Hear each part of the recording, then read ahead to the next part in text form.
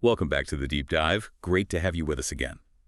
Today we're digging into, well, a really significant historical event. A military engagement that, based on the material we've looked at, truly shifted the ground in a major conflict. Yeah, for this deep dive, we've been working through quite a bit of information, specifically drawing on accounts shared via Shabbat.com. And our goal today, our mission, if you like, is pretty clear. Pull out the key facts, the really critical insights, and the most compelling details from this material. We want to understand what happened around the fall of Ethiopia's Nadew Command and the liberation of Afabet back in 1988. So let's try and transport ourselves back there, guided by these sources. Absolutely. And the material, it really hammers home that this wasn't, just another battle. It's framed as a strategic operation, a major one, with consequences that went far beyond the immediate fighting. It was, as the sources stress, a real turning point. Okay, so let's get into it. To really understand the weight of Afabet, the source material first kind of sets the stage for us, historically speaking.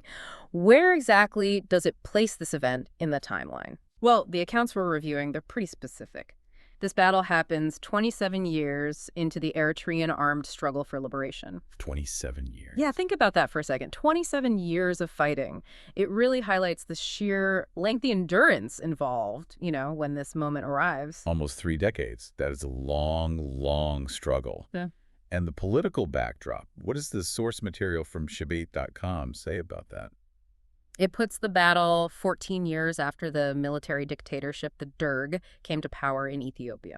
Okay. So you've got this very long-running liberation movement facing off against a regime that's been in control for, well, over a decade. The scene is definitely set for a pretty intense confrontation between these two forces. And the specific Ethiopian force that was the target here, Yeah. the one mentioned in the source. That was the Nadew Command.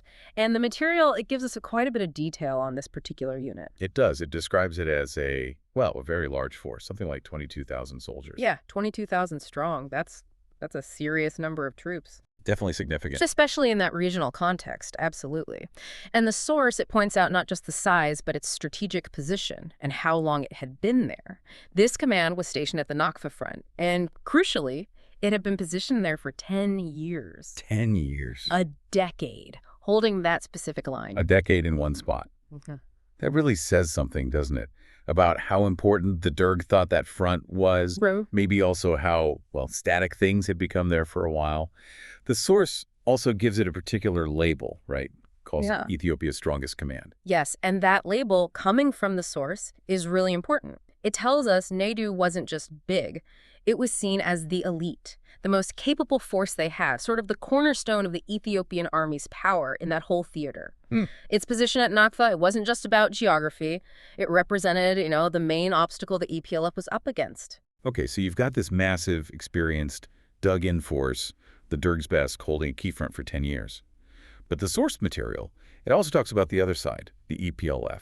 How they were strategically preparing, building up their capabilities leading into 88. What was the EPLF doing just before this big battle? Right. The material from Shabbat.com, it points to a key decision. This came after the EPLF's Second and Unity Congress in 1987. The source says they decided then to really ramp up their military operations. The specific goal was to speed up the liberation of Eritrea. So definitely not just waiting around. It was a deliberate push. An acceleration, and the scale of this push, this intensification, the source gives numbers, right? It really does, and it underscores just how active they became. The source notes that in 1987 alone, just that 1 year, the EPLF conducted 168 separate operations. 168, wow. That's a huge number for any force, let alone a liberation front, in a single year. It is. A very high operational tempo. And where were these happening? All over. The source mentions they were conducted in different fronts, but also significantly, including behind enemy lines. Ah, behind enemy lines. So that suggests What? Mobility, good intelligence, ability to disrupt things even where the Derg was supposedly in control. Exactly. It points to a pretty sophisticated campaign. Harassment, disruption, maybe probing for weaknesses, gathering intel deep in enemy territory. And the source, it draws a direct connection between this period of intense activity and the big battle that followed. It explicitly says these operations in 87 played a significant role in paving the way for the strategic operation in 1988. Okay. So the picture we get is one of a deliberate, year-long effort, softening up the Derg, learning about them, setting the stage for a decisive blow against their strongest point. So Afabet wasn't just out of the blue. It came after a year of intense prep, smaller actions. Building on that, the source material mentions a specific precursor event, a strike that happened just a few months before the main battle in March '88.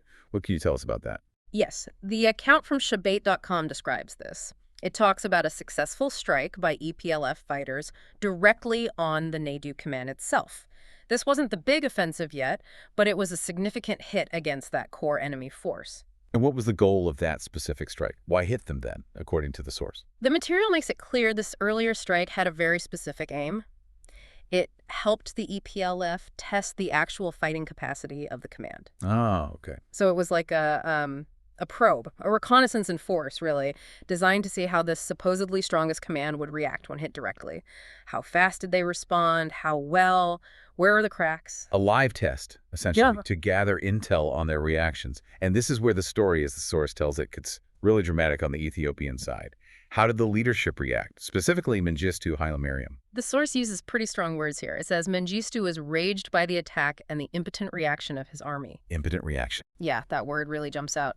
It suggests Mengistu felt his top command just didn't handle it well, didn't defend effectively, didn't respond decisively to the EPLF probe. Raged. Okay, so he's furious with his supposedly best troops. What did he do then? According to the material, he didn't just, get reports. He flew to the site to witness what had happened. He went there himself, to the front line. On the ground. And did he talk to the commander there? The guy in charge of Nadew Command? Yes, the source says he heard the explanation of the commander of the Nadew Command, General Tariku Aning. It details this meeting between the leader and the general whose unit had just been successfully hit. And then the consequence for General Tariku Aning. It's quite chilling in the source material. It is. The source is very direct. It states that after hearing the explanation and presumably making his own assessment, Mengistu later killed him. Killed his own general. That's what the source states. And it gives the timing to this happened in February 1988. February 1988. So just think about that sequence. The EPLF probe succeeds. Mengistu is furious, flies out, meets the commander, and then the commander is killed. All just about a month before the main EPLF offensive in March. That must have sent shockwaves to the Nadew Command, surely, their leader being killed by the head of state. Well, the source doesn't detail the mood in the ranks, but yeah, you have to assume replacing your top commander under those circumstances, just weeks before a major battle. Right. It would be hugely disruptive. A new commander, Colonel Getana Hale, was appointed. The source mentions this. Right. But imagine stepping into that job. Your predecessor just killed by Mengistu after an enemy success. The pressure would be immense. You'd likely have a shaken command structure, and you have to get ready fast for whatever's coming next. It really paints a picture of, turmoil at the very top of the Derg's most crucial command, right when they needed stability most. Definitely sounds like internal instability. So after all this, the probe, the killing, the new commander, what was Mengistu's public message? Did he make some kind of declaration? He did.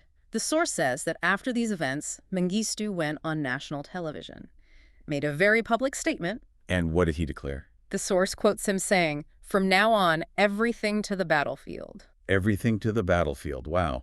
That sounds, almost desperate, like an all-or-nothing gamble. What does the source suggest about the meaning behind that statement? The material from Shabait.com really presents this as a major shift, a signal from the Derg. After seeing his best command look vulnerable and taking such drastic action against its leader, this public declaration seems aimed at focusing the entire country's resources, all the attention, onto the war effort. It suggests maybe an admission that things weren't working and only total commitment could possibly change things. It certainly raises the stakes dramatically right before the main event kicks off. It absolutely sets a very dramatic stage. Right. Okay, let's move to the main event now. The Battle of Afabet itself, March 17th to 19th, 1988. As described in the material we're digging into from Shabait.com. Where was the focus of this strategic operation? The target, as we've established, was the Nadew Command, stationed there at the Nakfa front. The EPLF operation was squarely aimed at dismantling that specific force. And tactically, how did the EPLF go about it? What does the source say about their approach? The source details a specific method. The EPLF carried out the operation from 4 flanks. 4 flanks, so attacking from multiple directions at once. Exactly. It implies a multi-directional assault, not just hitting the front, but trying to envelop them, hit their sides, maybe their rear. It's a complex maneuver, especially against a force that's been dug in for years. Yeah, attacking from 4 sides must have really stretched their defenses, caused chaos, And the outcome. How quickly did this complex plan unfold, according to the source? The material emphasizes both the speed and the decisiveness of it. It states, as planned, the EPLF liberated the town of Afabet within 48 hours. 48 hours. 2 days. 2 days to take a key strategic town like Afabet, particularly against such a large and supposedly strong enemy force. It's presented as a major military achievement, a real testament to the EPLF's planning and, well, their execution. The source gives some really stark numbers about the Derg's losses in those 48 hours. Let's just lay those out, as presented in the material. Yeah, the figures cited in the source, they are just devastating for the Derg. Personnel losses, 18,000 men. 18,000.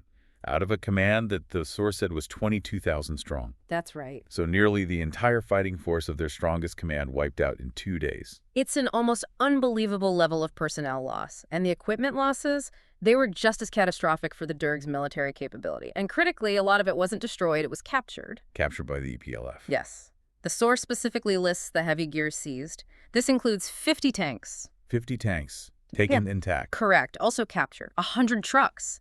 Vital for logistics, moving troops. They seized 60 heavy artillery pieces. These are the big guns. Long-range firepower. And 20 anti-aircraft artillery pieces. Important for defense against air attack. Losing that much artillery, both field and anti-aircraft, that really hurts their ability to fight back or defend themselves, doesn't it? Absolutely. And it wasn't just the heavy stuff. The source adds that tens of thousands of light weapons were seized. So rifles, machine guns, mortars, the basic equipment for soldiers captured in huge quantities. So the scale of the defeat, it wasn't just the immense loss of life, but almost all their equipment was lost too. And a huge chunk of it ended up in EPLF hands. What does losing that many people and that much gear in one battle mean for a military force? Especially one called the strongest command. Well, as the source strongly implies, these losses effectively meant the total destruction of the Nadew Command as a functioning fighting unit. Losing 18,000 experienced soldiers just cripples your manpower. Losing 50 tanks takes away your main offensive capability. Losing the artillery removes critical fire support and defense. Losing tens of thousands of small arms means even survivors might be disarmed. Essentially, the source presents this as the complete collapse of a major military formation's ability to operate. It wasn't just a setback or a retreat. It was, as the source puts it elsewhere, smashed. Smashed. And it wasn't just the regular soldiers and equipment, right? Who else was captured during this rout, according to the Afabet.com material? The source highlights several key captures, particularly at the leadership level. It mentions Colonel Afewerki Wase. He is identified as the political commissar of the Ethiopian army in Eritrea. The political commissar. That's an interesting capture. That role is about ideology, morale, keeping the troops loyal, right? Yeah. Capturing him must have been a blow beyond just the military side. Precisely. It hits the ideological structure, the control mechanism within the army, not just the tactical command. The source also says many other top military leaders were captured too, so the decapitation went pretty high up. And then there's another capture mentioned, one with broader international implications, as the source points out. Yes, this is significant. The source notes the capture of 3 Soviet military advisors. Soviet advisors. Yes, and it explicitly states this was the first time since the Soviets got involved in Eritrea that their advisors were actually captured. 2 of these advisors were colonels, so fairly senior. Capturing military advisors from a superpower ally and colonels at that must have had huge implications. What does the source suggest about the impact of capturing these Soviets? The source suggests it hit on multiple levels. First, obviously, the intelligence value for the EPLF. Getting to direct access to people advising the Derg could reveal a lot about Soviet tactics, support levels, maybe future plans. Second, and maybe even bigger, was the propaganda impact. Capturing Soviet personnel wasn't just proof of the scale of the Derg's defeat. It also shone a spotlight on the international backing the Derg received. And it showed the EPLF could overcome forces supported by a global power. It was a very concrete symbol of how dramatically the tables had turned, a message that resonated internationally. So this battle wasn't just military. It had political and even geopolitical ripples, according to the source. Okay, let's pull this together then. What's the overall significance? The source uses very strong language to describe the impact of Nadew Command's demise. It really does. It makes a very clear judgment. The material from Afabet.com states, quote, The demise of Nadew Command was one of the most significant strategic operations of the EPLF that changed the balance of power in favor of Eritrean freedom fighters. Change the balance of power. So how exactly did this one battle fundamentally shift things, based on the source's description? Well, by basically annihilating the Derg's biggest, strongest, most experienced force in that theater, the EPLF fundamentally altered the military equation. The Derg was drastically weakened, huge losses in men and material. The EPLF, meanwhile, gained masses of captured weapons and proved they could defeat the enemy's best. The source presents this as the moment the military advantage swung decisively their way. The source uses a specific military term to describe the blow to the Ethiopian army's core strength, doesn't it? Yes, it says the center of gravity of the Ethiopian army was smashed. Center of gravity. For those listening who might not be familiar with military jargon, what does that mean? And why is smashing it so important here? Right. So in military thinking, the center of gravity is basically the enemy's core strength, the key thing that lets them operate and achieve their goals. It could be a specific unit, a leader, maybe even public support. It's the thing that if you hit it hard enough, their whole system starts to fall apart. So by calling the Nadew Command the center of gravity for the Ethiopian army there, the source is arguing it was the absolute vital core, the essential piece. And destroying it meant the rest of their structure in that region, maybe even wider, couldn't function properly anymore. Smashing it meant dismantling their fundamental ability to wage war effectively. So, way beyond just a tactical win, it was a strategic knockout blow to their core. And you mentioned earlier, the source stresses the quality of the force that was lost, too. Exactly. It emphasizes the Derg lost one of its most experienced and war-hardened army. This wasn't just any unit. It's presented as veterans, seasoned troops, the kind of soldiers that are very hard to replace quickly, if at all. And the shockwaves, they weren't just military, were they? Yeah. The source talks about political repercussions. Oh, absolutely. The material from Shabate.com paints a vivid picture of the political fallout. It says the defeat shattered the political foundation of Addis Ababa. Shattered the foundation. Yeah. I mean, a loss on this scale. Your strongest command gone, 18,000 casualties, all that equipment lost. It would inevitably trigger a massive political crisis for the Derg regime back in the capital. Their whole image of strength, their ability to control the situation would be severely damaged. And the source mentions it resonated even wider, across the continent, all the way to Moscow. Right, that connects back to those captured Soviet advisors. For Moscow, who was backing the Derg, this defeat, and especially the capture of their own people, would be a major embarrassment and a blow to their strategy in the Horn of Africa. It would force them to rethink things. And across Africa, where many other liberation movements were active, seeing a front win so decisively against a major state army, one backed by the superpower, well, that would be hugely significant, inspirational even. The news from Afabet definitely traveled. The source really seems to emphasize this idea of Afabet being the turning point. It uses very final language. It states, the destiny of Eritrea's war of liberation and the military dictatorship of Mengistu was decided at Afabet. Decided at Afabet. That's a huge claim. What does the source mean by saying the destiny was decided right there? Well, the argument presented in the source is that this single battle was so utterly devastating for the Derg and such a huge gain for the EPLF in terms of military strength and momentum that the final outcome of the whole war and the fate of Mengistu's regime essentially became inevitable from that point on.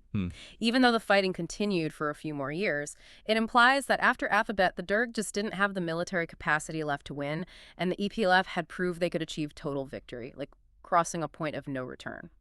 And what were the concrete, tangible gains for the EPLF that came directly from this win, according to the source? The source explicitly names two key things.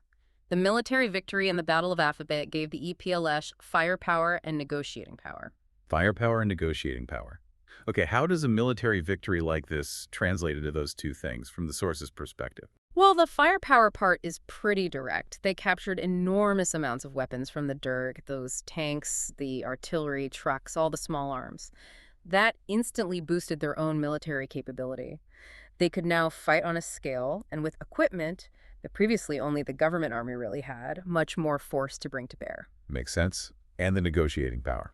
That comes from demonstrating such overwhelming military success. When a liberation movement can defeat and basically wipe out the enemy's strongest command, they're in a much, much stronger position if any kind of talks happen. They've shown they can't be beaten militarily. That gives them huge leverage. It fundamentally changed the dynamic for any future discussions. The The source also includes a quote from a historian, right? To put Afabet in a wider context. Yes, it quotes Basil Davidson, identified as a historian, and he apparently described the Battle of Afabet as, and this is quite a comparison, one of the biggest victories ever scored by a liberation movement anywhere since Dien Bien Phu. Dien Bien Phu. Wow, that immediately brings to mind the French defeat in Vietnam in '54, a massive turning point in anti-colonial history. Comparing Afabet to Dien Bien Phu, that's saying something huge about its global significance for liberation movements. It really is. By making that comparison, the source is lifting Afabet out of just being a regional conflict event.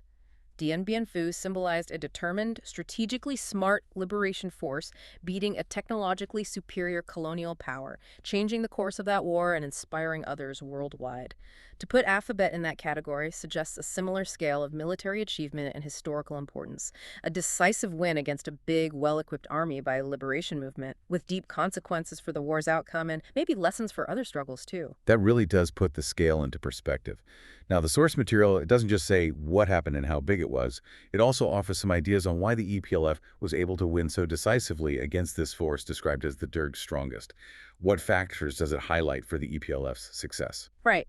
The material from Shabate.com points pretty directly to the EPLF's superior military competence, especially in contrast to what it calls the Soviet-aided and guided Ethiopian army. Superior military competence. Okay, what specific things about the EPLF forces or their leaders does the source mention that fed into this competence? It lists several key elements. First, the coordination among various units of the EPLF. That's vital for something complex like a four-flank attack, making sure everyone's working together, not getting tangled up or leaving gap. Good coordination, yeah, absolutely essential. What else? Then the command and control of the army. This speaks to how effective their leadership structure was. Could they give clear orders, maintain communication under fire, adapt as things changed? Good command and control means the army acts like one unified body. Strong leadership, good comms. Makes sense. Yes. And the source also notes the exact implementation of the proposed plan. This suggests, well, a high level of training and discipline, the ability to actually follow the strategic blueprint precisely, even in the chaos of battle. Sticking to the plan. Right. And finally, it explicitly emphasizes the discipline of the army. The discipline of the individual EPLF fighters is presented as a key factor. Discipline is often called the bedrock of any army, right? Letting troops hold the line, execute maneuvers, keep order under immense pressure. So how did all these things, coordination, command, plan execution, discipline, how did they combine to let the EPLF beat a bigger, better equipped force like Nadew, according to the source? Well, the implication from the source is that while the Derg might have had the advantage in numbers and heavy weapons at the start, the EPLF had these crucial qualitative advantages that proved decisive. Better coordination and command meant they could pull off that complex flanking attack, which the maybe less agile Nadew Command struggled with, especially after their own command turmoil just weeks before. Right, that timing. Exactly. Exact plan implementation meant they fully capitalized on their strategy, and that core discipline allowed their fighters to stay focused, cohesive, and effective throughout those intense 48 hours. The source suggests these factors made the EPLF a more adaptable, more effective fighting force overall. It turned the Derg's size against them and made the EPLF's organization a winning asset. It's that classic idea. Victory isn't just about having the most stuff, it's about how well you use what you have and how smart your plan is. That analysis really underlines that it's about more than just numbers or tanks. The source also brings in some classical strategy thinking, doesn't it? To reinforce this idea of EPLF foresight. It does, yeah. It references Sun Tzu, the ancient Chinese military strategist. Ah, Sun Tzu. And what principle does the source highlight? The source quotes Sun Tzu saying that in war, the victorious strategist only seeks battle after the victory has been won. And it explains this a bit, saying, a skilled general has to see victory before going to war. See victory before going to war. That sounds a bit like a riddle. How should we understand that, and how does the source connect it to the EPLF? Yeah, it's not about, having a crystal ball. It's about planning and preparing so meticulously, knowing your strengths, the enemy's weaknesses, choosing the time and place, gathering intelligence, that by the time you actually start fighting, you've already created the conditions where winning is the most likely, almost predetermined outcome. Okay, I see. You've basically stacked the deck in your favor before the first shot. And the source applies this directly to the EPLF leaders at Afabet. It says, in this case, the military leaders of the EPLF were skilled in calculating victory before fighting. It suggests they didn't just hope they'd win. They'd done the homework, the prep, the planning, to the point where they were highly confident in the result before the operation even began. It ties back to that point about exact implementation of the proposed plan. The plan itself was, according to the source, designed for victory. That gives a strong sense of their strategic approach. And the source has a really powerful anecdote, doesn't it, that kind of brings this confidence and foresight to life. It does. It tells a story about martyr Major General Jibremariam, commonly known as Wuchu. Wuchu. And when does this story take place? It sets the scene on the very eve of the Battle of Afabet. He's standing there, addressing his troops right before they launch the operation. Okay, the night before, what did he say to them, according to the source? The source quotes his speech directly. He apparently said, "We have come here to participate in the burial ceremony of Nadew Command." Wow. We have come here to participate in the burial ceremony of Nadew Command. Standing there, about to fight the enemy's strongest army, and telling your soldiers they're there for a funeral, the enemy's funeral, that is incredibly bold. It really is. And the source immediately links this back to that idea of foresight. It says, based on his extensive experience, he was able to foresee the demise of Nadew. So the source presents this not just as like a pep talk, but as a statement coming from deep understanding, confidence in the plan, belief in his soldiers. Exactly. The source uses this anecdote to illustrate the level of morale, the conviction within the EPLF leadership, and presumably the ranks too. It highlights not just the military planning, but the psychological readiness, the belief that they would achieve their objective. It says, EPLF's military leaders had confidence in their fighters and knew they would win the battle.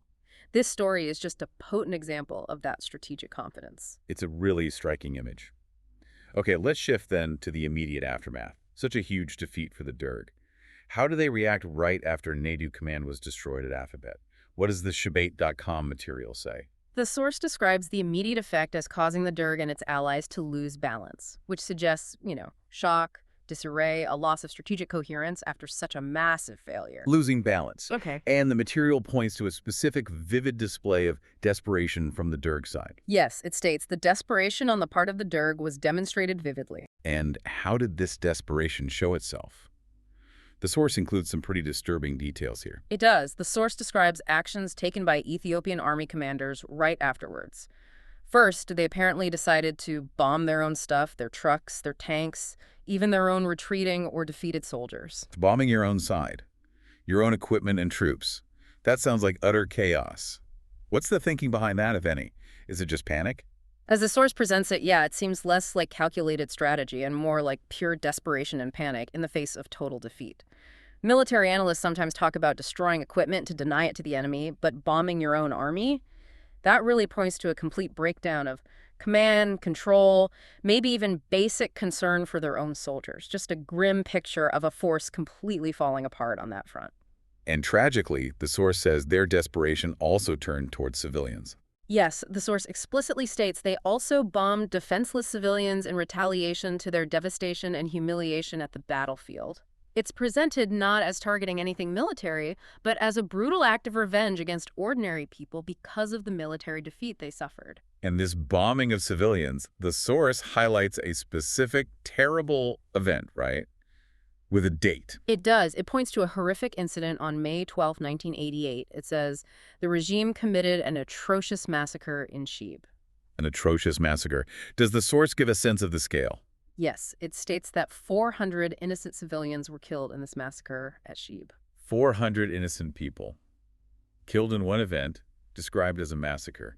And the source even specifies who the victims were, which is just heartbreaking. Yeah, notes that most of whom were women, children, and the elderly. That detail just really underscores the vulnerability, the brutality of it all. Oh, yeah. What does this terrible event tell us about the state of the Derg regime after Afabet, according to the source? As the source implies, it really shows a descent into extreme brutality, targeting civilians out of desperation, out of revenge for military humiliation. It's a stark and awful contrast to the military analysis of the battle. It reminds us of the horrific human cost of the conflict, the suffering of innocent people caught up in it, and maybe the lengths the regime would go to when backed into a corner. It adds that crucial, sobering human dimension to the story. It's a vital reminder of the full cost. Now, Stepping back a bit from the immediate events, the source material we looked at, it makes a broader point about how we should think about military history. It argues it's not just about armies fighting armies. That's right. The account from Shabate.com pushes for a wider view. It states, the military history of Eritrea is not limited to the deeds of the armed forces. So what else needs to be included for a fuller picture, according to the source? Well, it mentions the internal qualities of the army itself, the discipline, intelligence, and fighting spirit of the army, which we saw were highlighted as factors in the EPLF's victory. But then it adds another crucial element: the cooperation, coordination, and involvement of civilians in the conduct of war. The involvement of civilians. Why does the source stress including the civilian side when looking at military history, especially in this Eritrean context? The source seems to be arguing that the EPLF's military successes didn't happen in a vacuum. They were deeply connected to the wider population they were fighting to liberate. In a long struggle like this, civilian support is often vital things like providing intelligence, logistics, food, shelter, recruits, medical help, just keeping morale up under incredible pressure. Right. So while the account of the Battle of Afabet focuses on the military moves, the source takes a step back to say the bigger historical picture has to include this relationship. It acknowledges the war effort was collective, involving the whole population, and understanding their role is key to understanding how independence was eventually won. That adds a really important layer. The military struggle was intertwined with a popular struggle. The source also says that studying this history deeply is important for Eritreans today. Why is that? What reason does it give? It explicitly links knowing this history to being a good citizen.